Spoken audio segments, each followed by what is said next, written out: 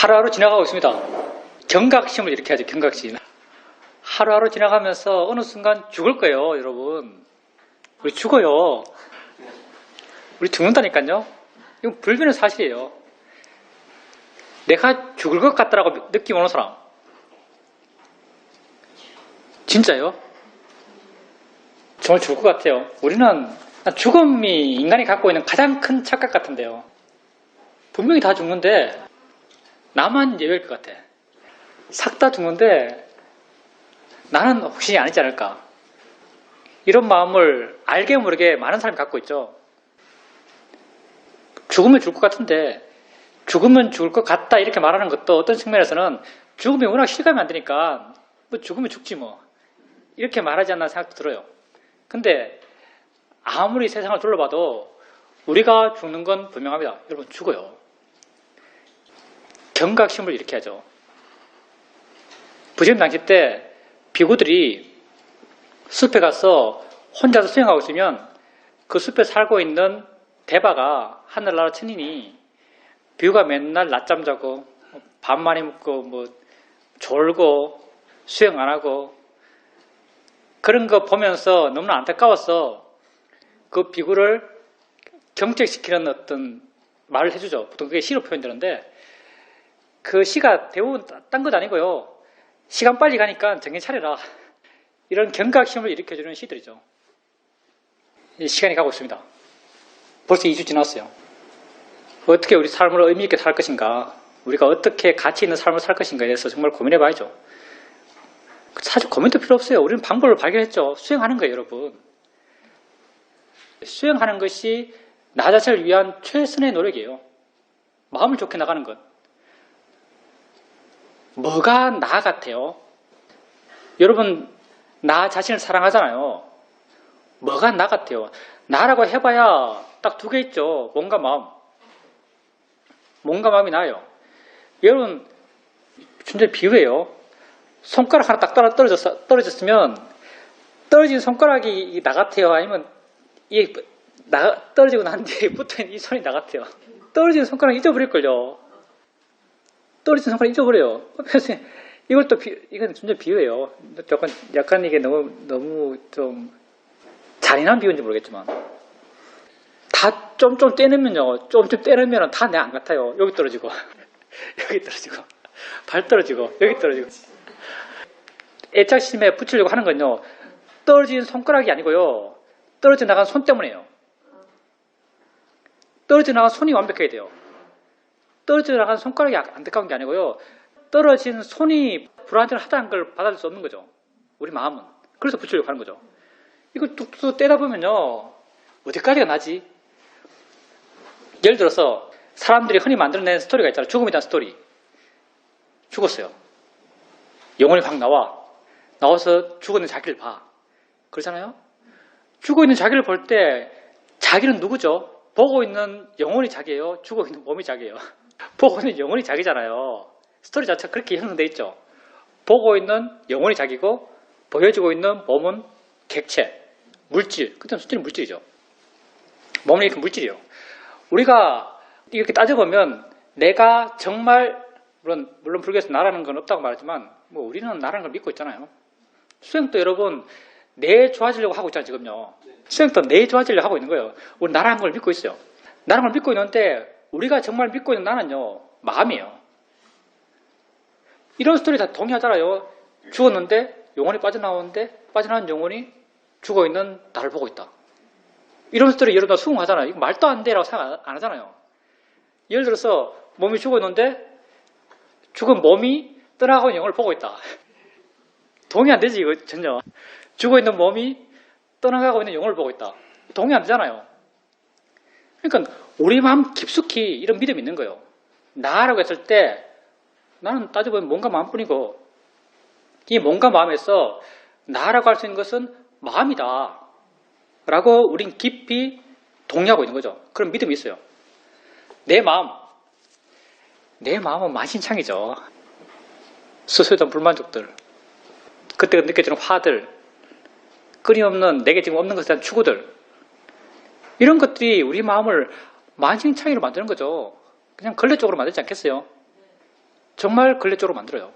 우리가 어릴 때는 조금 그래도 마음이 양식이라는 말도 듣고 책도 좀 읽고 무슨 좋은 말 명언집에서 막 가지고 다니고 나의 감성을 풍부하게 하는 시집 폼인지 일런지 모르겠지만 하여튼 시집 끼고 다니고 젊을 때 이렇게 살았죠.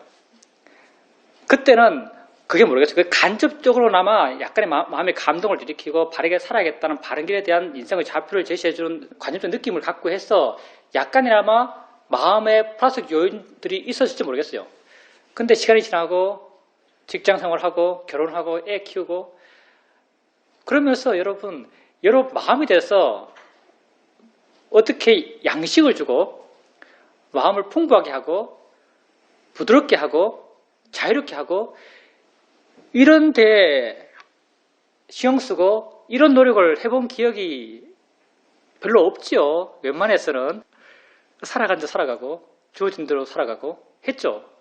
근데 사라진 대로 살아가고 주어진 환경 속에서 그냥 환경 맞춰서 살아갔던 내 삶들은 다 욕심과 화 거기로 살아간 거죠. 우리는 마음을 나라고 마음 깊숙이 아주 강하게 믿고 있지만 이 마음을 어떻게 아름답게 할까?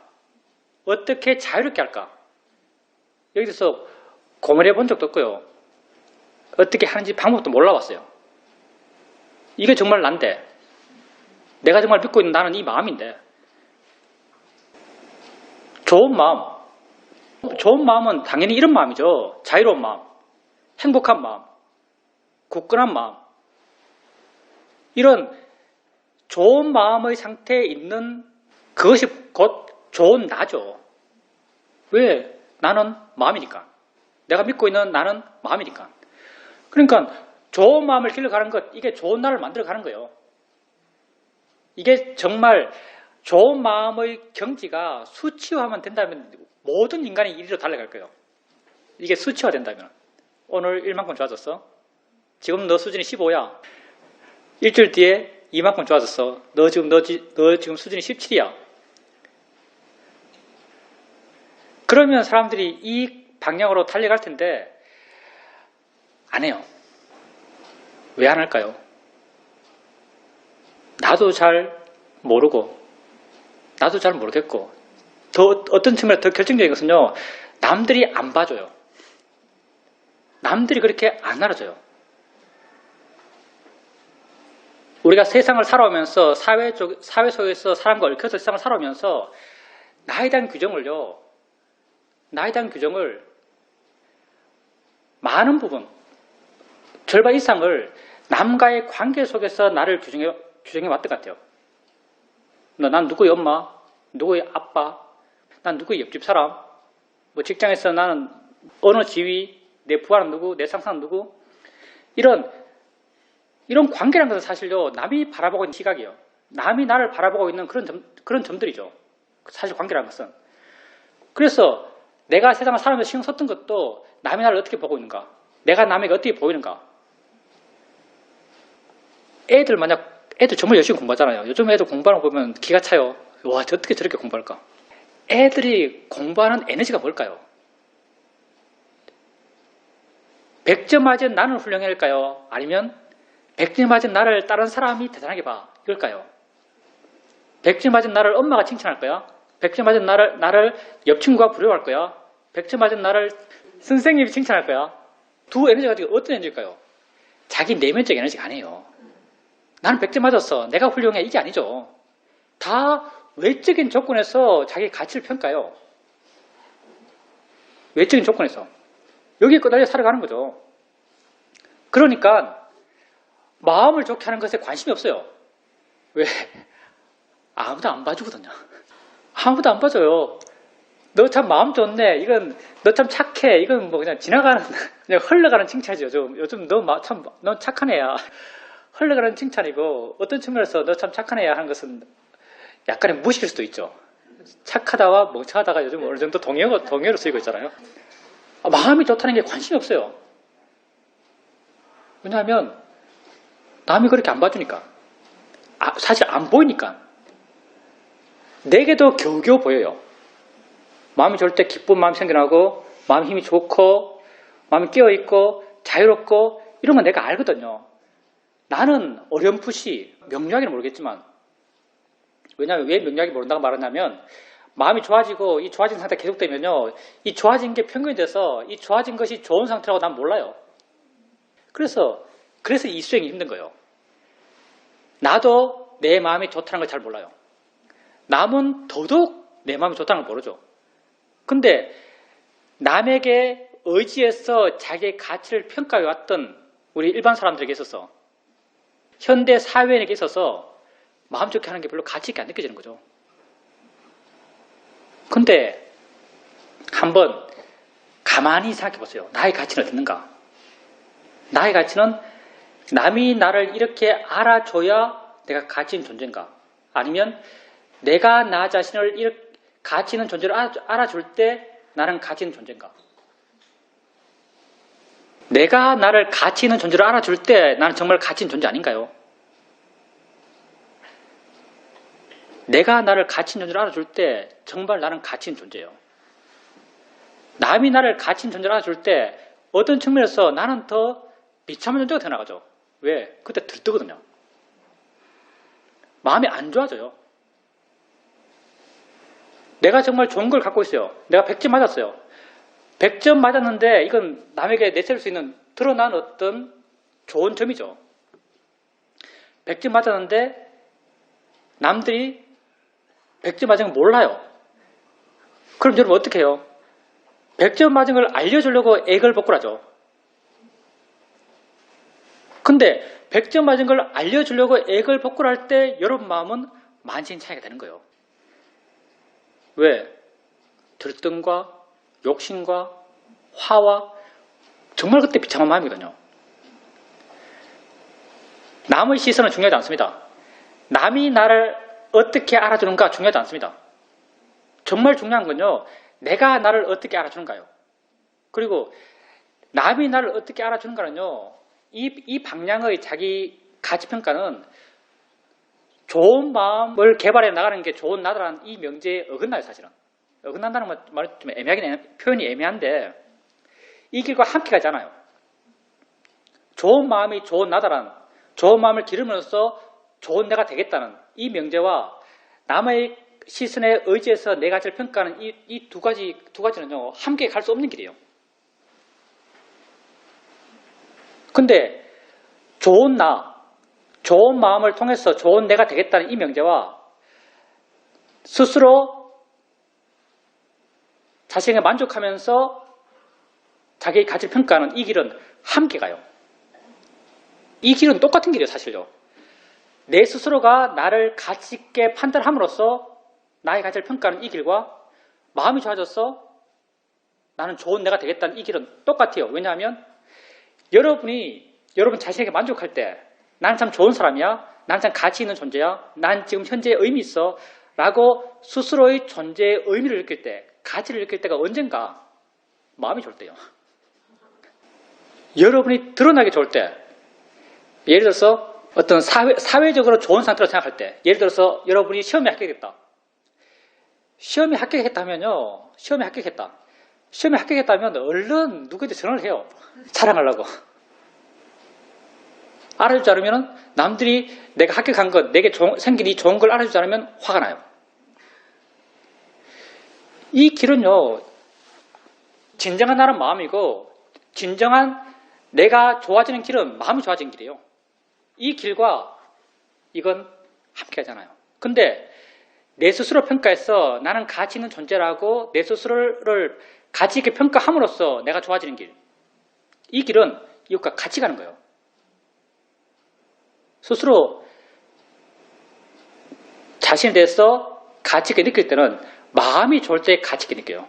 사실 그 가치라는 것은요, 내 존재의 가치라기보다 내 현재의 가치예요. 현재 있다는 가치, 내가 바르다는 가치, 의미 있다는 가치, 이게 수행에서 말하는 신심이죠, 사실은요.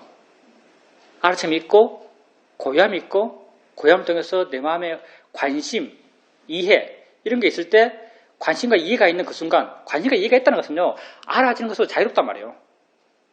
알아지는 것으로 자유로울 때, 알아지는 것으로부터 자유로운 자신을 발견할 때, 내게 뭔가 느껴져요. 뿌듯함, 굳건함, 흔들리지 않음, 이런 게 느껴지는 거죠. 이게 자기가 부여한 자기 가치예요. 그러니 이 둘은 함께 가는 거예요. 따라서 여러분이요, 여러분의 가치를 남의 시선에 의지해서 평가하지 마세요. 가치 없어요.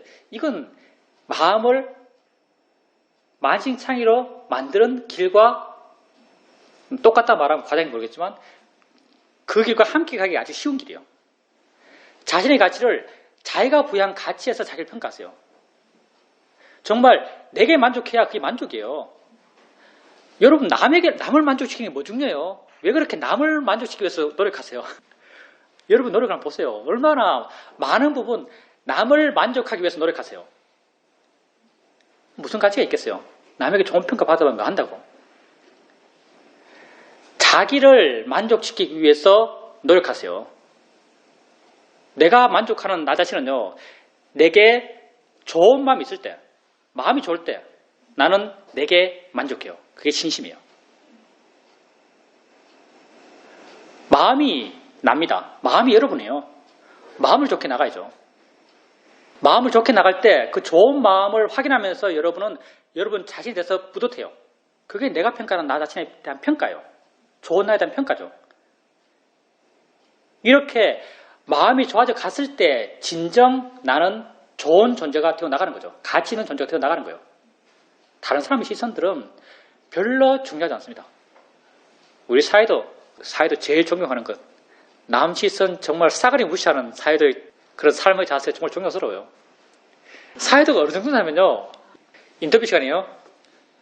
남자 수행자 한 15명, 여자 수행자 15명 쭉 앉아서 인터뷰룸에 사회도 인터뷰 하잖아요. 한참 하다가 중간에 어조이 말이에요. 옆에 작은 방이 하나 있어요. 사회도 집이 2층인데 1층이 인터뷰룸이 있고 작은 방 하나 있고 2층은 사회도 사시는 곳이에요.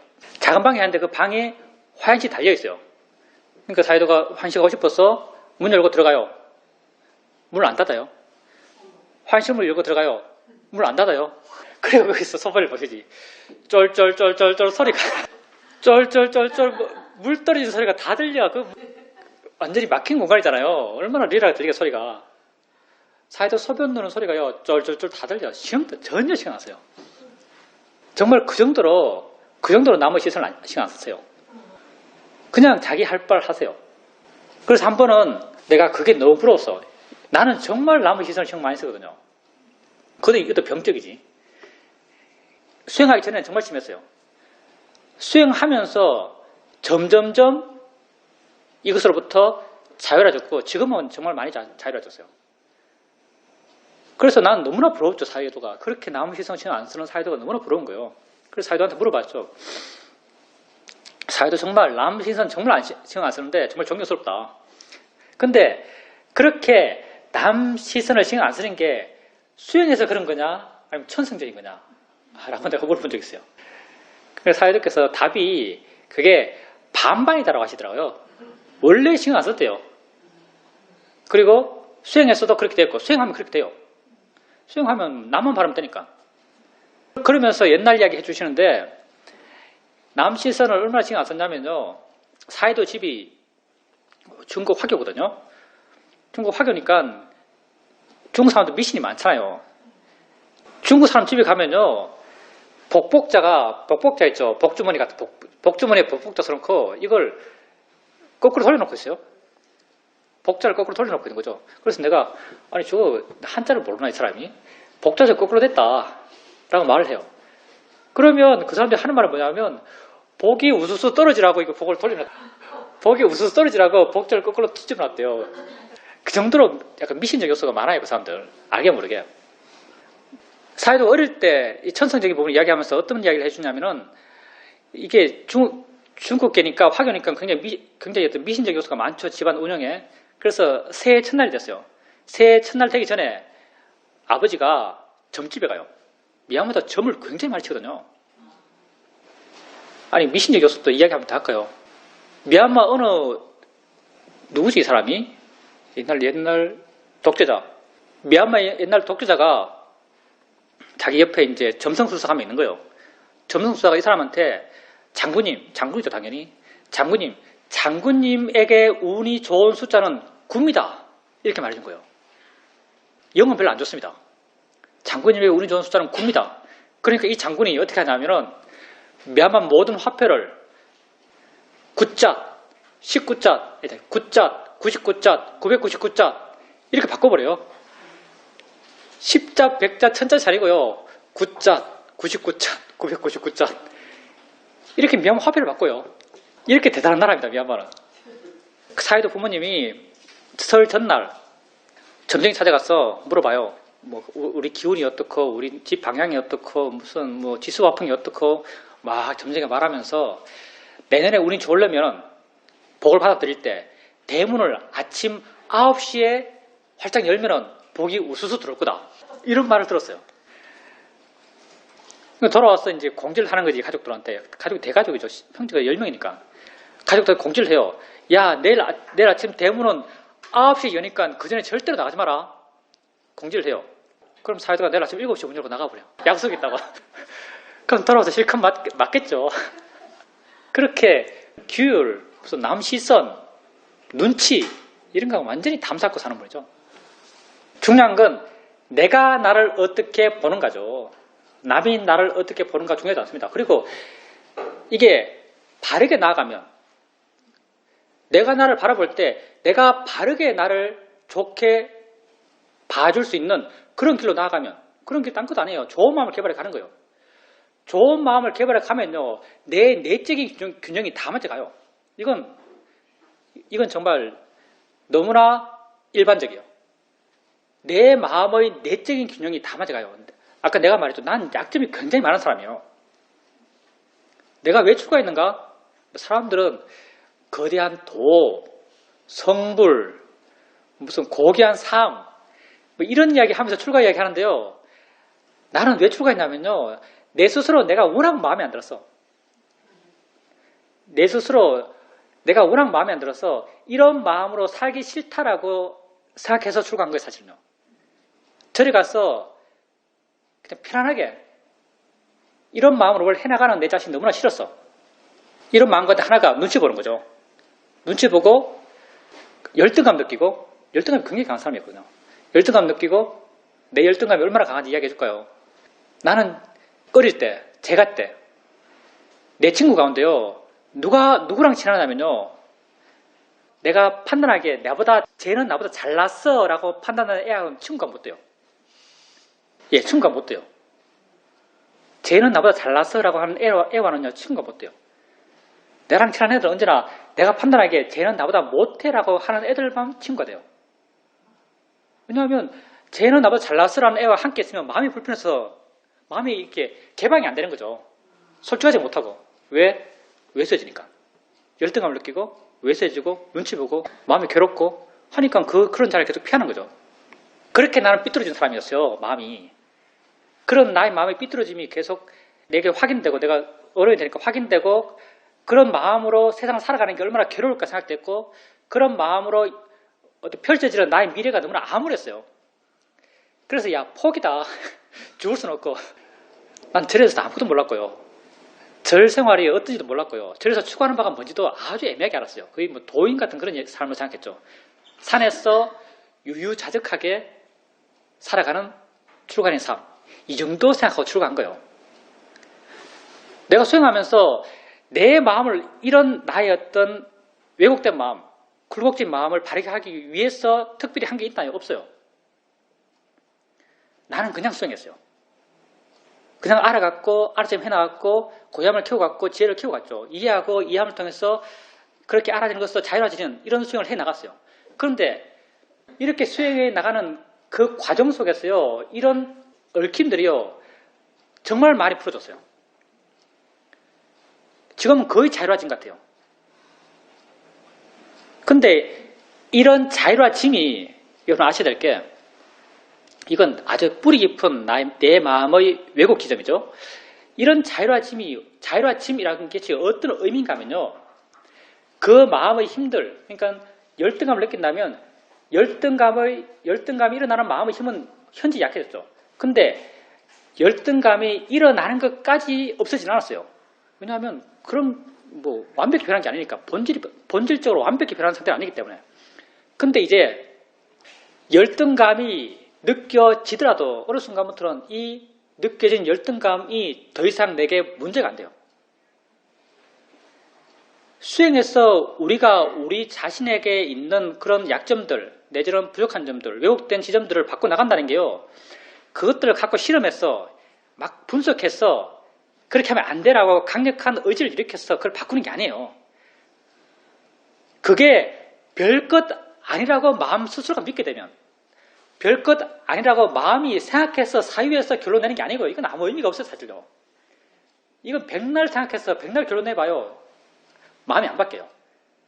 사유해서 결론 내는 게 아니고 정말 수행을 통해서 일종의 나란 것이 무엇인지, 나란 것이 알모 일어나니까 알모 일어남을 내가 어떻게 봐야 하는지, 알모 일어남이 가져야 될 가치가 어떤지를 알아감으로써 조금씩 그런 일어남에 대해서 부여했던 가치가 줄어들면서 그것들이 약해져 가는 거예요. 내가 그런 수많은 의혹점이 있었지만 마음에서 그걸 갖고 고민하고 그걸 어떻게 할까라고 문제의식을 느끼고 그것 하나를 잡고 실험하고 이런 게 아니었어요. 그냥 수행했어요. 그냥 수행했는데 내 마음은 이렇게 다 펴진 거예요. 완벽하게 펴진 건 아니지만 뭐가 뭔지도 모르는 것까지 다 펴진 거예요. 수행이 이렇게 일반적이에요. 완벽하게 일반적인 것 같아요. 이 수행은. 모든 것을 조화롭게 만들어요. 말은 우리가 수행에서 말할 때 수행의 어떤 방법론이 모든 수행적 방법론이 내 안에 있는 것이기 때문에 내 이야기 하죠. 나만 신경 쓰면 된다. 내가 부여한 나의 가치가 중요하다. 근데 이런 어떤 수행적 바른 길을 걸어가면요. 외적인 조건들은 저절로 갖춰져요. 내가 내적으로 마음이 좋아지고 내 스스로 나를 존중하고 내 스스로 나의 가치를 느껴갈 때 외적으로 되어가야 할 바람직한 방향의 변화들은요. 자연스럽게 저절로 일어나요. 정말 이 수행이라는 것은요. 일반적이에요. 수행만큼 내가 나 자신을 위해서 할 수 있는 건 없는 것 같아요. 지극히 일반적이거든요. 나는 마음입니다. 마음을 좋게 나가는 것, 이게 나를 좋게 나가는 거예요. 그게 우리가 이렇게 하고 있는 수행이죠. 자기를 알아가세요. 조금 좌선하시고 조금 경행하시고 일상삶 속에서 알 수 있는 것을 알아가시고 관심을 내게 두고 있고 마음을 내게 두고 있고 그렇게 해나가 보세요. 조금씩 마음이 변합니다. 가벼워지고 자유로워지고 밝아지고 힘이 있어져요. 그렇게 마음이 변해갔을 때 자기 자신이 돼서, 자기는 곧 마음이죠. 내 마음이 돼서, 내 마음의 상태에 대해서 스스로 만족해요. 스스로 가치 있게 느껴요. 그래서 스스로 뿌듯해지고 그게 또 다른 좋은 마음들 더 일으켜나고 이렇게 좋은 마음과 좋은 마음의 원인과 결과를 따라서 점점 나는 더 좋은 존재가 되어 나가는 거죠. 이런 수행의 길을 우린 가고 있습니다. 정말 가치 있는 일이죠. 예, 정말 가치 있는 일입니다. 많은 사람이 할 수 있는 길이 아니에요. 아까도 말했지만 절대 많은 사람이 할 수 없어요. 왜냐하면 보여줄 게 없어요. 남이 봐줄 수 있는 게 없어요. 사마타 수행은 남에게 자랑할 거라도 있죠. 초선 들었다, 이선 들었다, 뭐 리미터 생겼다. 우리 수행은 남에게 자랑할 것도 없어요. 뭐 내가 보여주는 것에도 좀 물러나 있어. 무슨 말인지 알아요, 사람들이. 소리 듣는데 좀 물러나 있어. 몰라요, 무슨 말인지 사람들. 나만 아는 나의 가치고요. 나만 아는 나의 가치가 진짜 나의 가치예요. 남이 알아준 나의 가치가 중요한 게 아니에요. 내가 진정 알아줄 수 있는 나의 가치가 정말 중요한 가치죠. 그래서 결론은 언제나 열심히 수행합시다. 그게 우리의 결론입니다. 수행해도 나쁜 일 많이 생깁니다. 왜냐하면 내가 닦고 왔던 업들이 아주 두꺼워요. 수행해서 내가 좋아진다는 개념이 어떤 개념이냐면요. 이게 물이 있어요. 물통이 있다면 지금 현재 물통이 시커매요. 이게 지금까지 내가 화와 욕심으로 사왔던 나의 업장이죠. 물이 시커매요. 수행한다는 것은요. 이 시커먼 요소들을 빼내는 게 아니에요. 업장을 소멸하는 게 아니에요. 수행한다는 것은요. 맑은 물을 한 방울 이렇게 떨어뜨리는 거예요. 맑은 물을 아무리 떨어뜨려도요. 정말 맑은 물을 이것보다 훨씬 이것 한 10배 좀 떨어뜨린다 하더라도 검은 요소는 남아있어요. 업은 남아있는 거죠. 이 업이 어떤 원인을 갖고 발현될지는 아무도 몰라요. 근데 이 가능성들은 점점 줄어들어가는 거죠. 왜냐하면 맑은 물질이 점점 늘어나니까. 가능성이 줄어들 뿐이지 이 검은 업이 그 결과를 가져오지 않을 거라고 말할 수는 없어요. 이런 이야기가 있잖아요. 목련전자, 못 가라는 존자. 못 가라는 존재가 아란이죠. 근데 못 가라는 존재가 마지막에 어떻게 죽는가? 못 가라는 존재가 강도들한테 테러를 당해서요. 경기중 묘사가 그래요. 뼈가 다 살아날 만큼 다 부러질 때고 온몸의 모든 뼈가 살아날 만큼 부러져서 죽어요. 그럼 못 가라는 존재는요. 그 사람보다 훨씬 더 훌륭해요. 그건 아라한이거든요. 아라한이더라도 과거 업이 남아있는 거예요.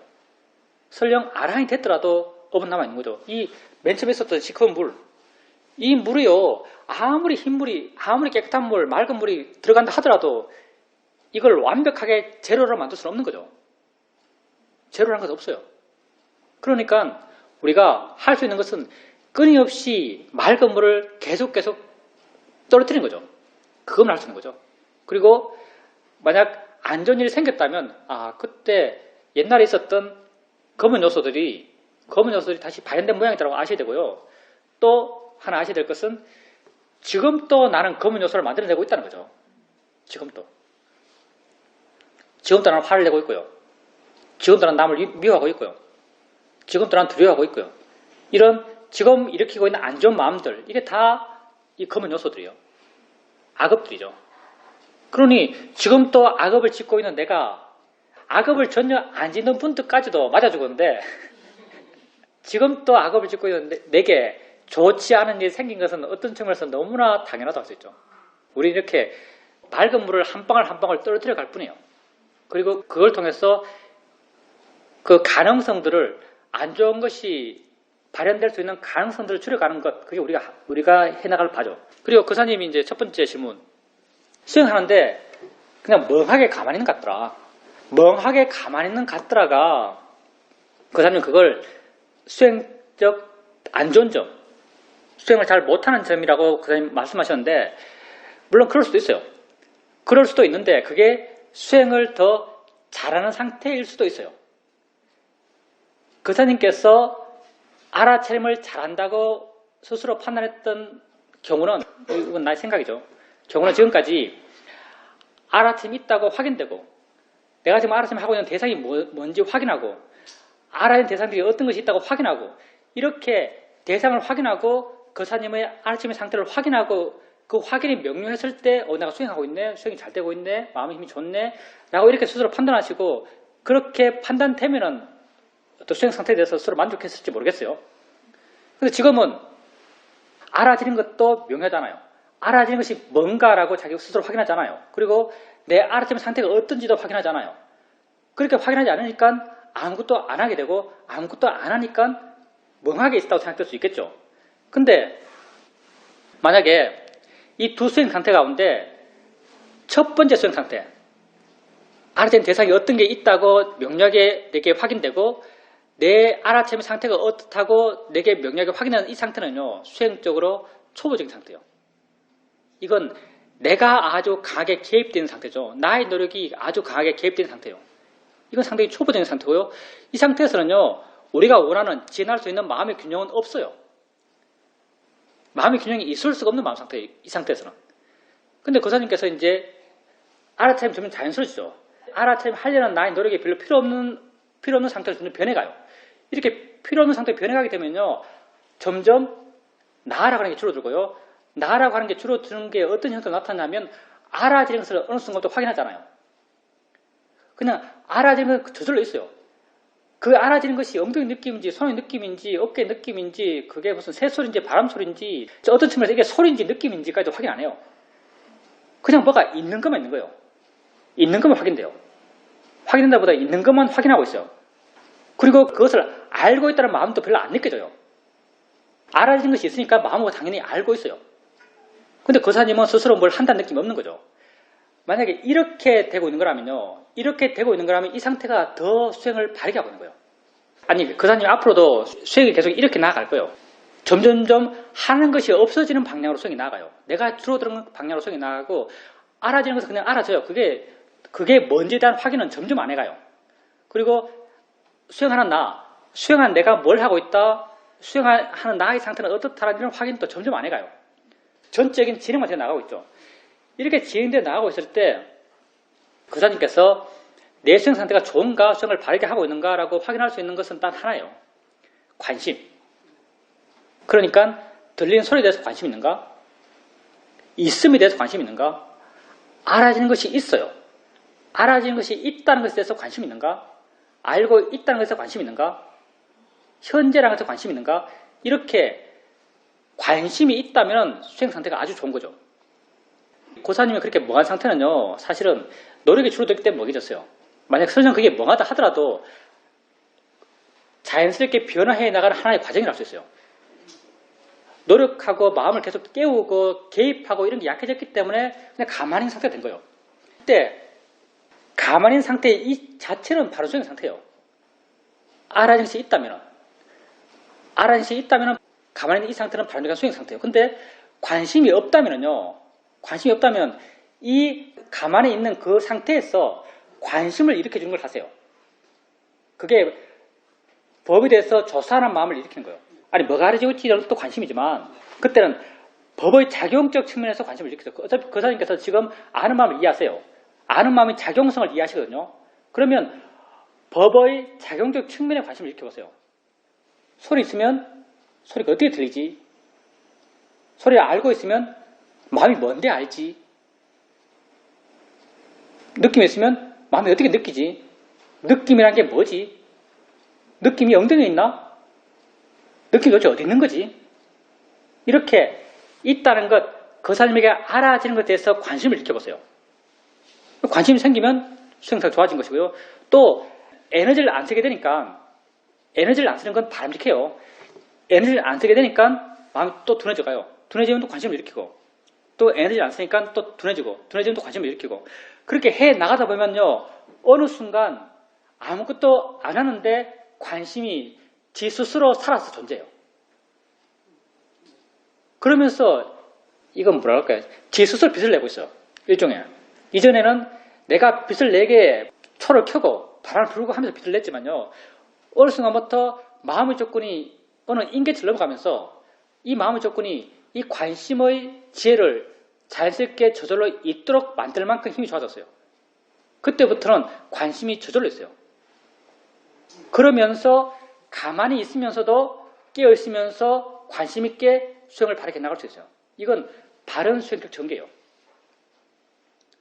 그러니까 설령 지금 그렇게 좀 멍해진 것 같고 아무것도 하는 것 같지 않고 뭐 해야 되지 않나라고 생각되겠지만요.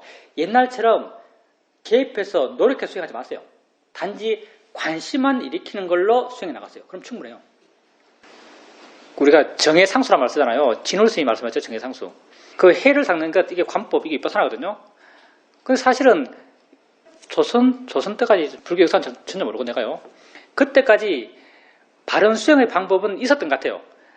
내가 미얀마에 있을 때, 미얀마에서 한 10년 산 네덜란드 스님이 있었어요. 네덜란드 스님이 위파사나 수행회 돌아다니면서 오래오래 수행하셨는데, 시어머니도 오래 살았어요. 어느 날 나랑 이야기하다가 내가 한국인이라고 하니까 자기가 지금까지 읽은 위파사나 수행 어떤 책 가운데 가장 감동 깊은 책이 있다. 근데 이 책 저자가 한국인이다. 이렇게 말하는 거예요. 그래? 내가 순간 딱 쓴 생각이 한국에 그렇게 훌륭한 사람 없는데 한국에 그렇게 훌륭한 사람 없는데 이런 생각이 얼핏 든 거예요. 그래서 책 안 보자 하니까 책을 보여주더라고요. 책을 봤어요. 지훈이 봤죠. 지훈이 봤는데 지훈이 아무리 봐도 한국 이름이 아닌 거예요. 한국 이름이 아닌데 이 사람이 왜 지훈이를 한국 사람이 생각하지? 하면서 이제 넘겼어. 지훈이 양력을 봤어요. 양력을 쭉 읽어보니까요. 이 지훈이가 누구냐면 진울 스님이에요. 진울 스님. 진울 스님인데 이 책이 중국에서 출판돼가지고 진울이라는 한자어를 중국어로 표현하니까 이 중국식 발음을 영어로 옮기니까 내가 무슨 말인지 모르는 거예요. 우리식 한자를 영어로 옮겼으면 뭐 진울 하면 뭐 JI 뭐 NUL인지 뭐 이렇게 써놓으면 진울이 뭐 하는데 중국식 발음을 영어로 옮겨놓으니까 무슨 말인지 모르는 거죠. 근데 이게 진울 스님이 쓴 책이에요. 이 사람이 윗바사나는 사람인데 진우 스님이 쓴 어떤 책인지 잘 모르겠어 나는요. 안 읽어봤으니까. 아마 정의 상수 이런 정과 해를 함께 닦아 나가라. 고요함과 지혜를 함께 닦아 나가라. 이런 이야기겠죠. 그분이 주장한 게 그거니까. 근데 이 책을 자기가 갖고 있는 가장 기본적인, 가장 훌륭한 윗바사나 지침서라고 갖고 다니는 거예요. 하여튼 원효 스님이 쓴 옛날 책들. 원효 스님 쓴 책에요. 사마타 윗바사나 많이 나와요. 뭐 한자로 윗바사나를 엄차를 좀 이상하게 하긴 했는데 사마타 윗바사나 많이 나와요. 거기. 그러니까 윗바사나 수행이라는 것이 있어 왔죠. 근데 근세에 들어와서 완전히 사라진 거예요. 근세에 들어와서 그게 약간 선불교가 되면서 아마 사라지지 않았나 생각을 해요. 역사는 잘 모르겠습니다. 아는 마음을 알아갈 때 책에는 어떻게 표현되냐면요. 아는 마음을 다시 안다 이렇게 표현하고 있어요. 아는 마음을 다시 안다. 아는 마음을 다시 안다 이 표현 갖고 사람들이 수행해 나갈 때 아는 마음을 다시 아는지 확인하는 거예요. 아는 마음을 다시 아는 걸로 확인하거든 사람들이요. 이렇게 수행해 나가요. 근데 이렇게 수행하면 틀렸어요. 틀렸다는 게 좀 이상한 하긴데 뭐 이렇게 할 수 있다면 해도 좋아요. 근데 이게 굉장히 어렵고요. 굉장히 나의 노력이 필요하고 자연스럽게 되게 불가능한, 거의 불가능에 가까운 거예요. 아는 마음을 다시 안다는 이 표현은요. 그냥 안다는 것을 확인하면 그게 아는 마음을 다시 아는 거예요. 보살님이 지금 어떻게 말하고 있냐면 보여준 대상이 있죠. 보여준 대상이 있고 보는 마음이 있어요. 보는 마음을 확인하는 것이 아는 마음이다. 이렇게 하시잖아요. 보는 마음을 확인하는 대상이 있고 보는 마음이 있고 아는 마음이 있다. 이렇게 구조화시킨다면 이런 구조로서 수행을 해나가신단 말이잖아요. 이렇게 하지 마세요. 이렇게 하지 마시고요.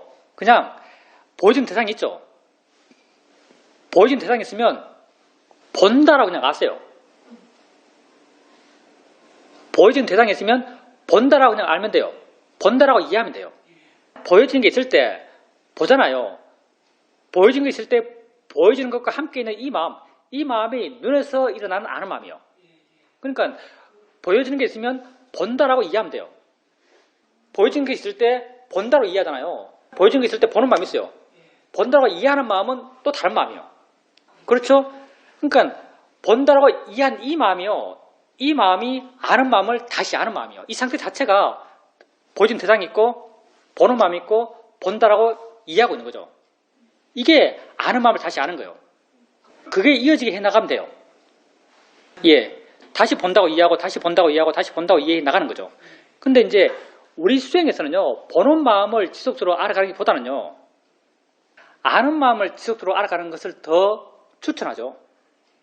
물론 보는 마음도 아는 마음인데 눈에서 일어나는 아는 마음을 보는 마음 그리고 무슨 귀에서 일어나는 아는 마음을 듣는 마음 그러고 마음에서 일어나는 아는 마음을 그냥 아는 마음 그래요. 그러니까 마음에서 일어나는 아는 마음을 보기를 더 추천해요. 왜냐하면 수행은 내가 주로 들어가는 길이잖아요. 눈에서 일어나는 보는 마음을 이해해 나가려고 하면요. 눈은 위치가 있어요. 방향도 있죠. 위치와 방향이 들어가면 내가 들어가요. 애씀이 들어가고 나의 노력이 들어가고 자연스러운 균형에 어긋나요. 근데 마음에서는 아는 마음에서는 아는 마음 딴 거 아니고요. 여러 가지 것이 알아지잖아요. 이 느낌 알아주고 저 느낌 알아주고 이 소리 알아주고 이 소리 알아줘요. 여러 가지 것이 알아질 때 여러 가지 이 알아지는 것을 알고 있다고 이해할 수 있는 거죠. 여러 가지 이 알아지는 것을 알고 있다고 이해할 때 이 아는 마음은요. 위치가 없어요. 그냥 알고만 있는 거지 어디 있다고 볼 수 없어요. 어디 있다고 볼 수 없는 것은요. 힘이 안 들어가요. 힘이 안 들어가면 나의 개입이 별로 안 생겨요. 나의 개입이 안 생기는 것 그게 마음의 균형이 더 맞아요. 더 바람직한 방향이죠. 그래서 보살님께서 관심이 있으면요. 보여진 걸 보면서 본다고 이해하세요. 들려진 걸 들으면서 듣는다고 이해하세요. 근데 이렇게 크게 관심 가는 게 없을 때는 여러 가지 알아진 것을 안다고 이해가세요. 여러 가지 것이 알아지고 있고 아는 가물이면서 안다고 이해하세요. 보살님의 알아차림의 상태가요. 하나하나를 알아갔어요? 아니면 전체적인 것을 한꺼번에 하세요? 예, 그게 훨씬 더 마음 힘이 좋아진 상태고요. 훨씬 더 바람직한 알아차림 상태. 보려고 안 하니까요. 애씀이 약해지니까 가벼워지는 거죠. 그렇게 그냥 물러나서 지켜보는 거예요. 그때는 하나만 알아진 것이 아니고요. 여러 가지 것이 알아져요. 알아질 때 내가 알려서 아는 게 아니고요. 알아졌어 아는 거예요. 알아서 아는 것은요, 법의 이치에 맞는 거예요. 그렇게 물러나서 여러 가지 것이 알아질 때 한번 물어보는 거죠. 아는가? 라고 한번 물어보는 거예요. 여러 가지 알아진 것이 있어요. 당연히 알고 있겠죠. 여러 가지 것이 알아진 것을 알고 있겠죠. 근데 이 안다는 것은 내게 그렇게 와닿지 않아요. 그래서 한번 물어보는 거죠. 아는가? 물어봐요. 그러면 마음 힘이 좋을 때요. 알아지는 것을 알고 있네라고 이해가 되는 거죠. 알고 있네라고 이해되면 그게 아는 마음을 아는 거예요. 마음에서 일어나는 아는 마음을 아는 거죠. 이게 우리가 아는 마음을 알아가는 주된 어떤 수행적 모습이고요. 주된 경우는 이렇게 알아가고 아는 마음을요. 관심이 있으면 보여진 게 있을 때 본다고 이해하시고요. 들려진 게 있을 때 듣는다고 이해하세요. 관심이 있을 때는. 근데 주되게는 알아지는 것을 전체적으로 안다고 이해가세요. 이렇게 해보시죠. 이렇게 해봤을 때 안다고 이해되세요? 애매하세요? 이렇게 여러 가지 것이 알아질 때, 아는 감을 얻을 때 알아지는 것과 함께 뭐가 있는 것 같은데, 뭔지는 모르겠지만 뭐가 있는 것 같은데라는 느낌이 생기세요? 예, 알고 있다고 확인되면요. 자꾸 다시 물어보세요. 다시 확인되는지. 경계가 굉장히 애매해요. 알고 있다고 생각해서 내가 안다고 생각하는지, 안다고 믿고 있는지, 진짜 안다는 게 이해되었어 내가 알고 있다고 아는 것인지는 상당히 경계가 애매하거든요. 내 스스로 판단하기에는. 그래서 그렇게 알고 있지라고 이해되면요. 다시 물었어요. 직관적으로 그게 이해되는지. 이해되면 또 물었어요. 아는가? 안다는 걸 이해하고 있는지 확인하시고, 또 아는가? 안다는 걸 이해하고 있다는 걸 확인하시고. 직관적인 거예요. 직관적인 것. 그러니까 사유적인 생각을 통해서 전개해 나가는 게 아니고요. 직관적으로 아는가 물었을 때 그렇네라고 마음의 느낌을 느끼는 거예요. 느껴지면은 또 묻고, 느껴지면 또 묻고, 느껴지면 또 묻고. 안 느껴지면 묻지 마세요. 안 느껴지면 또 수행하세요. 마음을 좋아지게. 수행하시고 또 수행해서 마음이 좀 좋아지다 싶으면 묻고 확인하시고, 아는가 묻고 확인하시고. 이걸 해나가는 거죠. 그것 하나만 하면 돼요. 다른 건 다 저절로 돼요. 점점 더 마음이 자유로워질 것이고 점점 마음이 이렇게 물러나게 될 거예요. 예, 그렇게 해보시면 됩니다. 불교는요, 나를 위하는 게 타인을 위하는 거예요. 우리가 돌아가신 분 있잖아요. 돌아가신 분에게 보살님이 해야 된다고 생각하면 다 하세요. 그게 보살님 마음을 좋게 해요. 해야 된다고 생각하는 것, 남이 하는 것, 하지 않으면 후회할 것, 이건 다 해주세요. 그리고 지금 이제 장례 끝났고 보살님께서 돌아가신 어머니를 위해서 뭘 해줄 수 있을까라고 생각하시는 거죠. 남에게 보여주는 게 아니잖아요. 그분을 위해서 해주는 거죠. 그러면 돌아가신 분에게 우리가 어떤 영향을 줄 수 있는가? 정말 줄 수 있을까? 라고 생각해 볼 수도 있어요. 경전에요. 돌아가신 분들을 위해서 어떤 영향을 줄 수 있는지에 대한 경계가 나오죠. 어느 날 이제 빈비사라 왕이 왕궁의 궁전에 정원을 걷고 있었어요. 그때 저 북쪽 하늘에서 야카가 우리말로 하면 나찰일 거예요. 야카 한 명. 이것도 이거 우리보다 수준이 높아요. 사실 야카 말만 야카이고 나찰이죠. 하늘나라 사람이에요. 사천왕천에 사는 사람이죠, 보통. 나찰이 하늘 날아서 남쪽으로 확 날아가고 있어요. 막 날아가고 있으니까 빈비사랑이 보니까 날아가고 있네요. 이 빈비사랑이 그때 수다문이었거든요. 성인이었죠. 보니까 날아가고 있어요. 그래서 야, 나찰 한번 내려와 봐라. 성인이 부르니까 나찰이 내려와요. 내려와서 너 어디 가냐? 라고 물으니까 나찰이 하는 말이 내가 전생에 닦은 복이 없어서, 닦은 공덕이 없어서 이 생에 나찰이 돼서 너무 힘들다. 나찰은 사천왕의 심부름꾼이잖아요. 나찰이 돼서 너무 힘들다. 그래서 공덕을 좀 더 쌓아서 다른 몸으로 태어나야겠는데 내가 들리는 소문에 어느 지방에 있는 나의 후손들이 누구에게 공양을 올린다고 말하더라. 그 사람들이 공양을 올린다 하는데 거기에 혹시 내가 나눠 가질 공덕이 있는지 한번 가보는 거다. 이렇게 말하는 거예요. 그래서 한번 가봐라. 내일 한번 보자. 내일 올라가면서 다시 이야기해도 라고 이렇게 말을 해요. 날아가는 거죠. 그리고 다음날 저녁이 됐어요. 또 나찰이 남쪽에서 북쪽으로 막 날아가고 있어요. 빈비사랑이 기다리고 있었죠. 내려왔어요. 너 가니까 그렇게 나눠 가질 공덕이 있더냐라고 물어봐요. 그러니까 하는 말이 아니 그놈들이 공양을 올리는데 나치의 수행자, 업을 안 믿는 자 이런 사람들에게만 공양을 올리는 바람에 걔들한테 생기는 공덕이 하나도 없더라. 그래서 내가 나눠 가질 공덕도 하나도 없더라 이렇게 말을 해요. 그러니까 빈비사라 왕이 다음날 부처님과 부처님 제자 500제자를 불러요. 궁전으로. 부른다면 이상하죠. 초청해요. 초청해서 점심 공약을 내는 거죠. 그 점심 공약을 다 끝내고 난 뒤에 빈부사랑이 이런 발언을 하는 거죠. 내가 붓다와 상가에 이런 공덕을 짓고 이런 좋은 마음을 일으켰는데 내가 오늘 붓다와 상가에 올린 공약을 올리면서 내가 산 공덕을 어제 만난 그 약하에게 회항한다라고 말해요. 약하에게 돌립니다라고 이렇게 말하는 거죠. 약하가 그 공덕을 나눠받고 몸을 바꾸는 거죠. 다른 세상이 태어나요. 그래서 빈부사랑이 찾아오는 거죠. 고맙다고. 당신 때문에 당신이 나눠진 공덕을 받음으로써 내가 지금 어느 세상에 태어나서 편하게 잘 살고 있다. 이렇게 말하러 와요. 이런 일화가 보여준 게 뭐냐면요. 돌아가신 분이 우리에게 나눠 가질 수 있는 건요. 공덕이에요. 공덕. 공덕을 나눠 가는 거죠. 공덕은 뭔가 좋은 마음이에요. 좋은 마음을 나눠 가는 거죠. 그래서 돌아가신 분에게 해줄 수 있기 위해서는요. 우선 내 마음이 좋아져야 돼요. 보살님께서 만약에 뭐 금강경을 읽는다. 금강경을 정말 지극히 읽어요. 그럼 지극히 읽으면서 생기는 마음은 사마디죠. 사실 금강경은 보살님도 무슨 말인지 잘 모르잖아요. 내가 무슨 말인지 모르는 걸 들어가지고 신무장고 대단하니 아무리 읽어봐야 내가 무슨 말인지 모르는데 무슨 그 사람이 어떻게 알아요? 진짜 무의미한 일이죠. 보살님께서 모든 걸 수행으로 생각하세요. 모든 걸 내 마음이 첫째 내 마음이요. 모든 걸 내 마음을 좋게 하게 하는 거예요. 위파사나 수행을 하든 사마타 수행을 하든 신무장고 대단을 암송하든 그걸 통해서 내 마음을 좋게 하는 거예요. 사마디가 좋아지든 지혜가 좋아지든 노력의 힘이 좋아지든 내 마음이 좋아진 거예요. 그리고 그런 어떤 해주기 위한 보살님의 행위가 끝나면은 보살님 스스로 확인하죠. 이걸 통해서 내가 신묘장고 대단을 30도 함을 통해서 내 마음이 좋아졌다. 내게 좋은 마음이 생겨났다. 이 공덕이죠. 내게 좋은 마음이 생겨났다. 좋은 마음이 생김으로써 생긴 이 공덕을 누구에게 회항합니다라고 생각하세요. 그런 마음의 의지를 일으킨 거예요. 의지가 세상을 바꾸는 거죠. 내 마음이 모든 걸 바꿔요. 내게 생긴 이 공덕을 그 영가에게 회항하겠습니다라고 발언을 하세요. 그게 불교적으로 그 영가를 위해서 가장 바르게 좋게 해줄 수 있는 방법이죠. 영가를 좋게 해주기 전에요. 내부터 좋아져요. 내가 좋아진 내가 뭘 나눠줄 수 있는 거예요. 내가 지금 기분 나쁘고 내가 화나고 있는데 무슨 남을 위해서 뭘 어떻게 해줘요.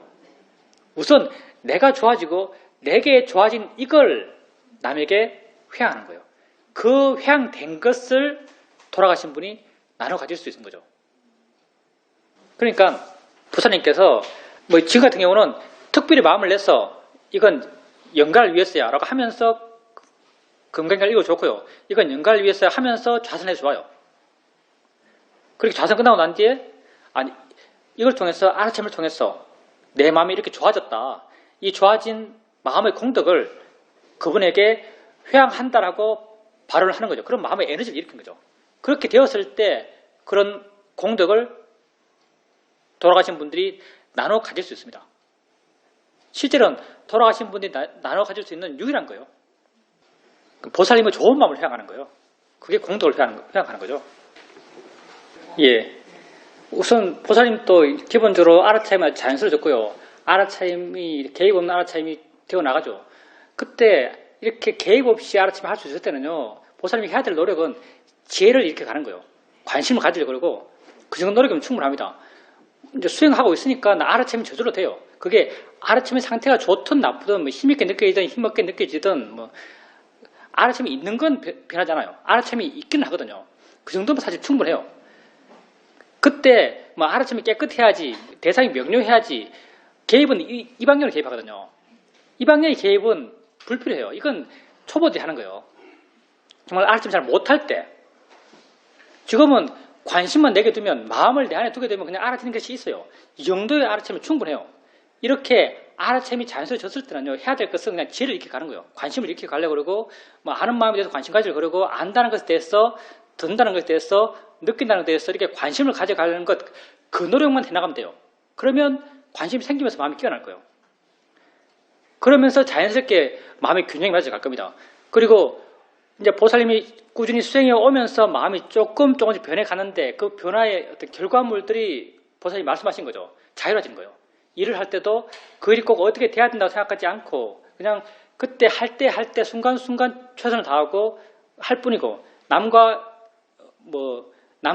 어떤 관계에서도 남이 나에게 뭘 해줄 거라는 그런 기대감 없이 그 사람을 기준으로 그 사람을 위해서 뭘 해줄 수 있는 마음이 되고 그리고 뭘 해주더라도 결과에 대해서 큰 기대를 하지 않고 마음은 점점 이렇게 변해가요.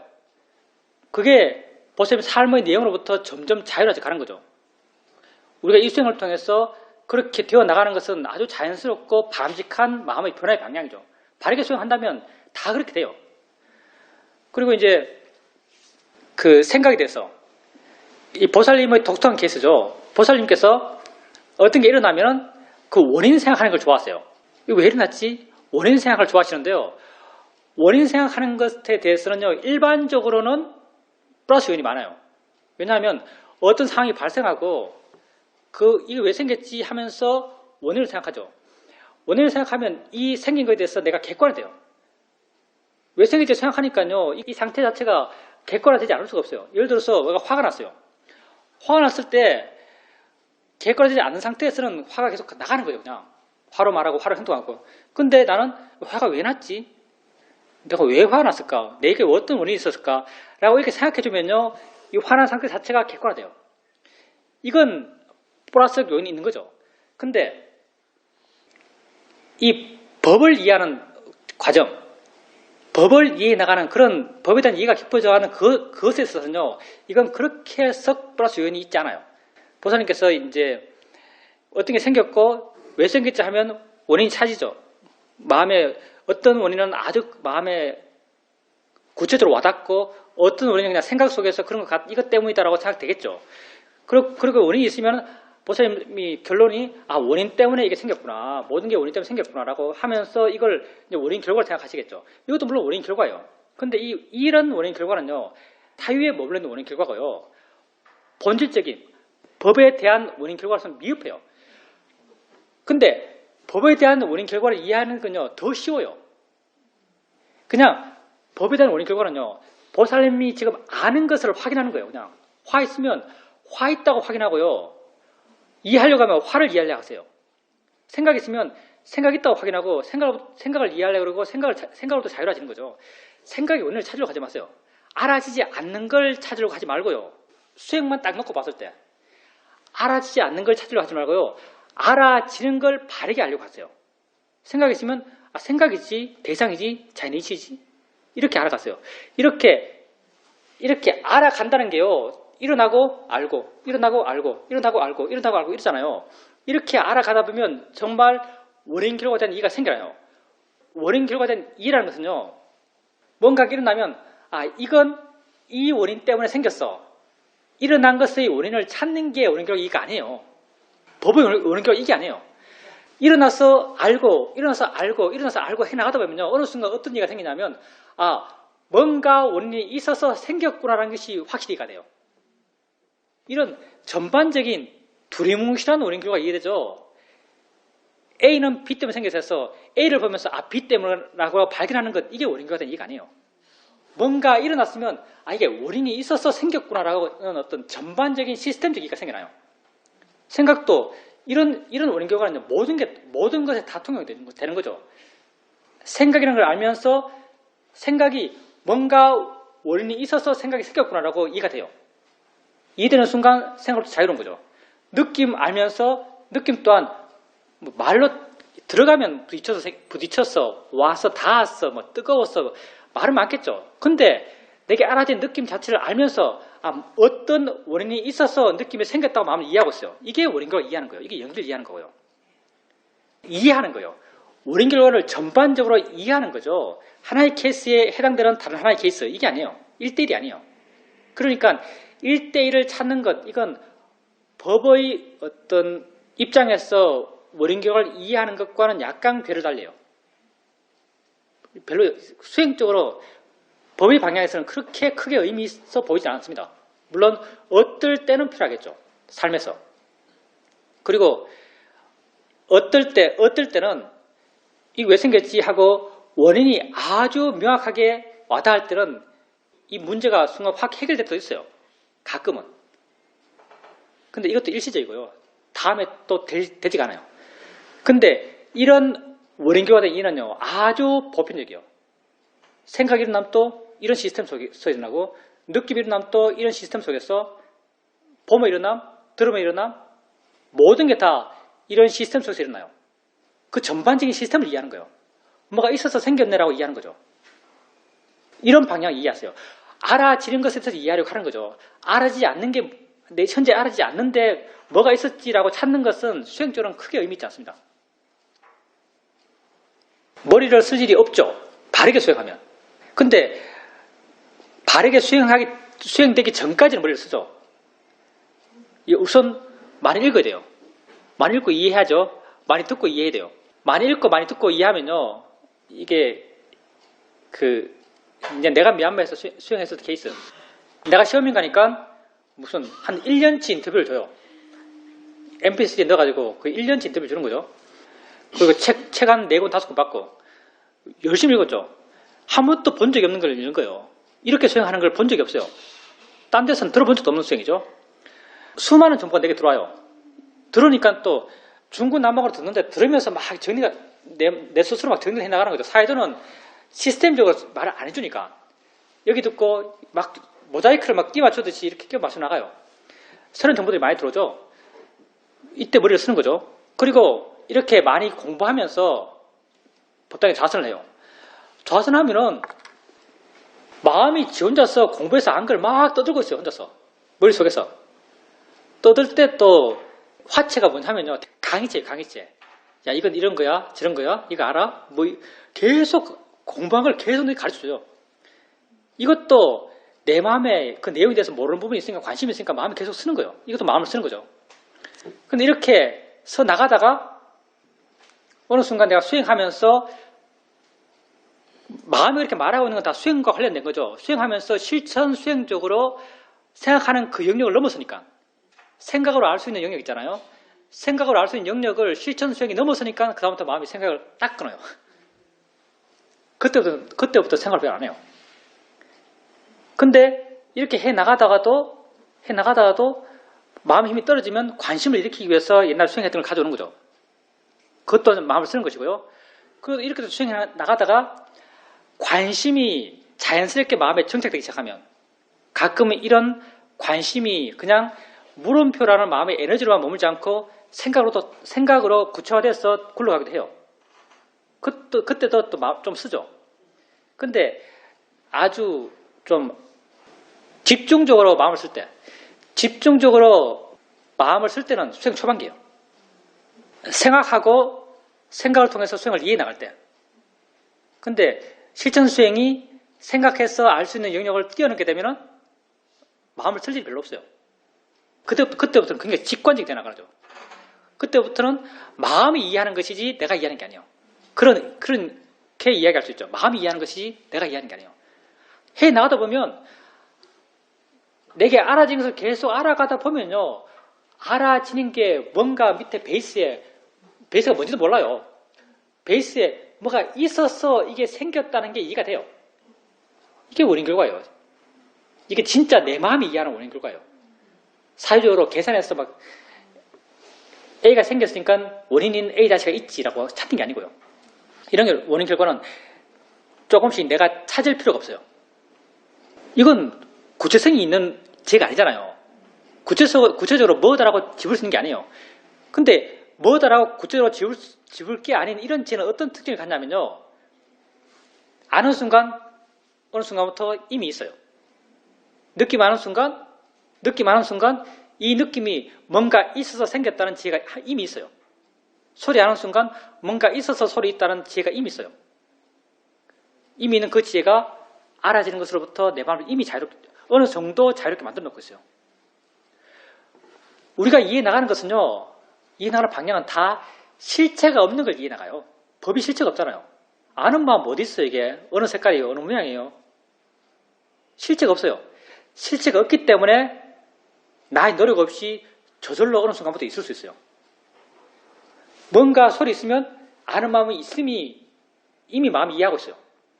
느낌 알고 있으면 느낌 알고 있는 마음이 있음이 이미 마음이 이해하고 있는 거죠. 이때는 이렇게 이해해 나가는 것은요, 이렇게 이해해 나갈 때부터는 안다는 언어적 표현도 어느 정도 떨어져 있어요. 뭔가 있는 거죠. 이렇게 구체성이 줄어들면 줄어들수록, 이게 좀 말하기 좀 미묘하죠. 구체성이 줄어들면 줄어들수록요, 이게 뭐랄까요, 법의 진실에 가까워요. 구체적이면 구체적일수록요, 구체적이면 구체적일수록 뭔가 관념적이고 약간 가짜에 가까워요. 우리가 이해나가는 건 다 구체성이 없는 걸 이해나가요. 그렇기 때문에 항상 있을 수 있어요. 이게 좀 아이러니죠. 구체성이 없기 때문에 항상 있을 수 있어요. 원인 결과에 대한 이해도요, 그냥 대충이에요. 표현상 대충이에요. 구체성이 없기 때문에. 뭔가 있었어, 생겼다라고 마음을 이해하고 있어요. 이런 이해면 충분합니다. 이게 우리가 원하는 이해예요, 사실은. 예, 수행합시다. 단순하게 생각하세요. 걸으면서 마음을 내게 두고 있으면 그게 수행이에요. 내게 알아지는 것이 있으면 그게 수행이에요. 그리고 여유가 좀 있으면 좌선 좀 하시고, 여유가 좀 있으면 딱 정해진 경영을 하시고, 물론 그게 수행에 아주 큰 도움이 됩니다. 내 마음이 곧 나예요. 내 마음을 좋게 나가는 것, 그게 나를 좋게 나가는 거죠. 뭐 마음을 꾸며 마요. 죽어 시체되면, 시체는 내가 내 시체를 봐도 그건 나라고 안 믿어요. 내가 내 시체를 봐도 그건 나라고 안 믿는다니까요. 그러니 이 몸 관리하고 몸 좋게 하고 몸 이쁘게 하고 그게 무슨 큰 의미가 있겠어요. 마음을 좋게 하는 것, 이게 정말 의미가 있는 거죠. 우리는 마음을 좋게 하게 수행하는 겁니다. 알아차림 그 자체가 좋은 마음이에요. 다른 건 다 저절로 와요, 사실은. 내가 다른 것도 오는 것에 대해서 말을 많이 하지만, 말을 많이 해야만 시간을 때우니까. 근데 여러분이 해야 될 것은요, 알아차림 뿐이에요. 다른 건 다 저절로 와요. 가볍고 활기찬 알아차림, 개입하지 않는 알아차림, 자유로운 알아차림. 그러면서 가끔 한 번씩 양념처럼 바른견을 일으켜주는 거예요. 바른견에도 나중 되면 오토매틱이 돼서 일으켜줄 필요도 없어요. 일으킬 일도 없어요. 일으킬 일이 없다면요, 이미 마음이 그만큼 좋아진 거예요. 수행을 통해서 마음은 좋아집니다. 그 좋아진 마음이 곧 나 자신이에요. 그러니까 당연히 우리는 수행해야죠. 수행이 곧 우리의 삶입니다. 삶과 수행은 다르지 않습니다.